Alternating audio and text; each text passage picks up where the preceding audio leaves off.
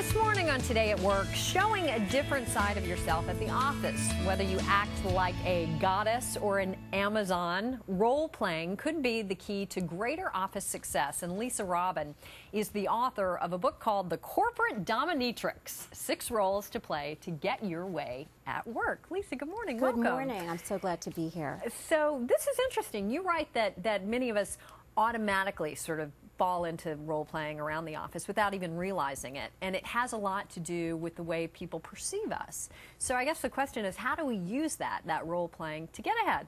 Well, I think that there's a delicate balance between dominance and submission to authority in the workplace. And what I'm suggesting is that for women to be successful, they need to be switchable.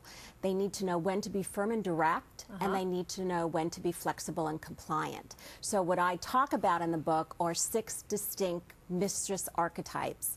And these archetypes have particular types of power, and you utilize those types to your advantage. So you customize your reaction to particular situations. Okay, and you're going to walk us through, I think, the 4 most common roles that women play. And let's start with the more dominating roles, the queen and the Amazon. Describe the basic characteristics of the queen. Okay, the queen is an empire builder. She uses position power. She uses, if you look at corporate as kind of a board game, she uses her position in the corporate hierarchy. So, I mean, an example of a queen would be Martha Stewart.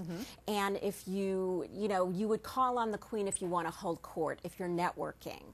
Okay, what about the Amazon? The Amazon is a warrior combatant. She's battle ready all the time. And if you're going up against a competitor, you would call on the Amazon. Okay, these are obviously very confident women, typically leaders in highly dominant types in a work setting. But what do they need to watch out for? Well, I think the queen needs to rule with a velvet glove, not an iron fist. She needs to be benevolent, not malevolent. And the Amazon needs to only wage war when diplomacy fails. I mean, you don't go after someone with a bomb when a BB gun is fired. Right. Okay, talk to us about 2 of the less dominating personalities you often see, the goddess and the schoolgirl. The goddess is the high priestess. She's very zen. She's very inner-directed. And if someone is trying to get a rise out of you or being provocative, you would call on the goddess, very centered, unflappable.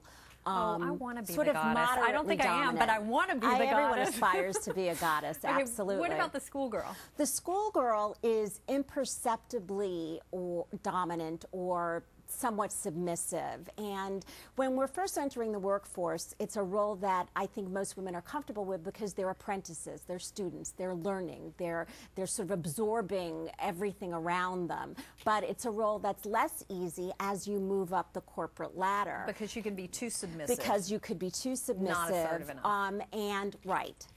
You could get stuck in that role and not really expose yourself to other opportunities. Okay, so I'm guessing the trick here is to be a bit of an actress, incorporate the certain qualities of the different roles into your life depending, at the workplace, depending on what your goals are, right? Right. I mean, there are 3 distinct stages. There's determining your defining role. How do you define yourself? You look at the set of characteristics for each type and you define yourself, either your primary or secondary role. Then there's role taking, customizing the role to the particular situation, and then role playing, interacting with other people. So yes, you have to be a bit of an actress. Well, Lisa, you definitely have a unique take on all this. Lisa Robyn, and I love the book's title, Corporate Dominatrix. Very powerful.